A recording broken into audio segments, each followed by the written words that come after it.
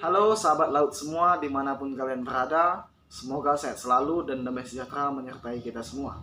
Pada kesempatan kali ini berjumpa dengan saya mohon izin Denianta Meliala, NFP 562051 13241, Taruna Remaja Angkatan 56, Politeknik Aliusaha Perikanan Jakarta, Program Studi Teknologi Pengelolaan Sumber Daya Perairan.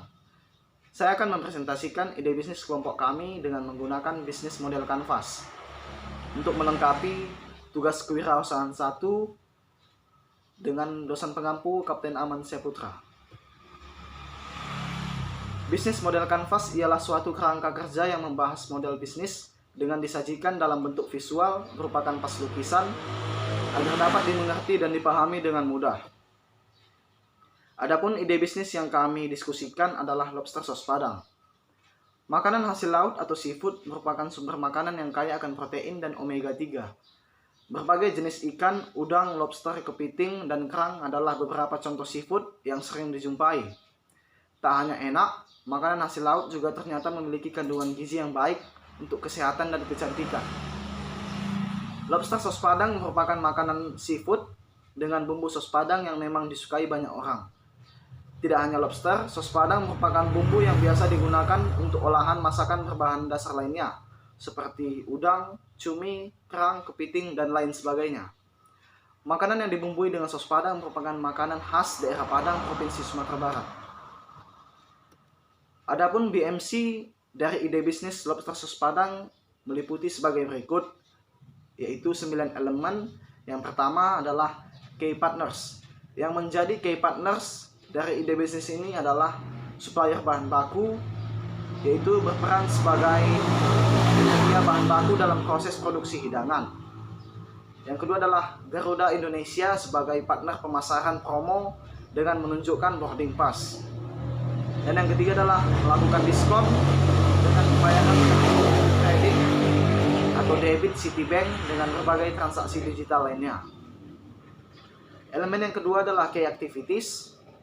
Key activities dari ide bisnis ini adalah memproduksi seafood yang lezat dan spesial dengan menggunakan resep yang khas. Kemudian melakukan pelayanan yang baik kepada pelanggan, juga melakukan pemasaran melalui media sosial, web, dan koran. Untuk elemen yang ketiga adalah resource, yaitu sumber daya manusia meliputi karyawan. Kemudian untuk resource lainnya adalah modal dan resep spesial, bangunan restoran, dan bahan baku. Untuk elemen keempat adalah values. Yang menjadi values dari ide bisnis ini adalah tempat yang nyaman, menarik, dan memiliki unsur kebudayaan yang khas Padang. Makanan seafood yang berkualitas dengan rasa yang spesial, menggunakan resep yang khas.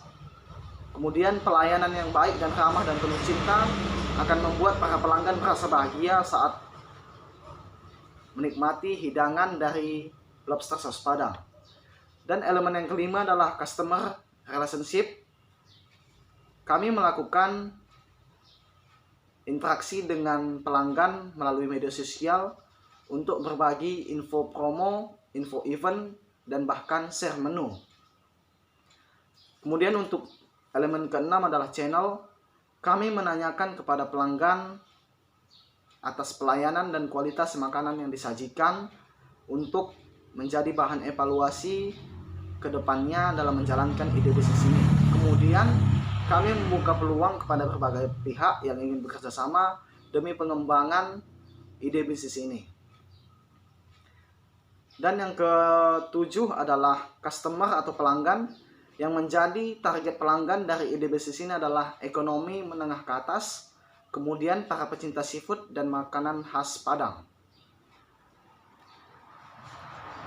Dan yang kedelapan adalah cost atau biaya. Biaya dari ide bisnis lobster sos Padang meliputi biaya gaji karyawan, sewa bangunan, biaya listrik, biaya bahan baku, biaya perawatan aset, meliputi bangunan, meja, kursi, peralatan makan lainnya, dan lain sebagainya.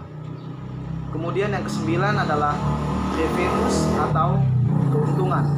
Keuntungan yang didapat dari ide bisnis lobster sos Padang adalah penjualan berbagai macam seafood, lobster sos Padang, dan berbagai macam makanan dan minuman pendamping lainnya. Hal ini merupakan keuntungan yang utama yang diharapkan dari menjalankan ide bisnis tersebut. Untuk analisis SWOT dari ide bisnis lobster sos Padang adalah strength atau kekuatan, yaitu kualitas dan cita rasa yang berbeda, pelayanan yang baik, ramah dan penuh cinta, menggunakan bahan baku yang langsung dari nelayan sehingga kesegaran terjamin dan kualitas super. Dan yang keempat adalah seafood, yang merupakan bahan makanan yang memiliki kandungan protein dan gizi yang tinggi. Untuk yang kedua adalah weakness atau kelemahan, yang meliputi harga yang lumayan tinggi, kemudian proses pembuatan yang memakan waktu lama. Yang ketiga adalah opportunities atau peluang, yaitu tidak terlalu banyak saingan, lokasi yang strategis, kemudian tempat yang nyaman dan indah.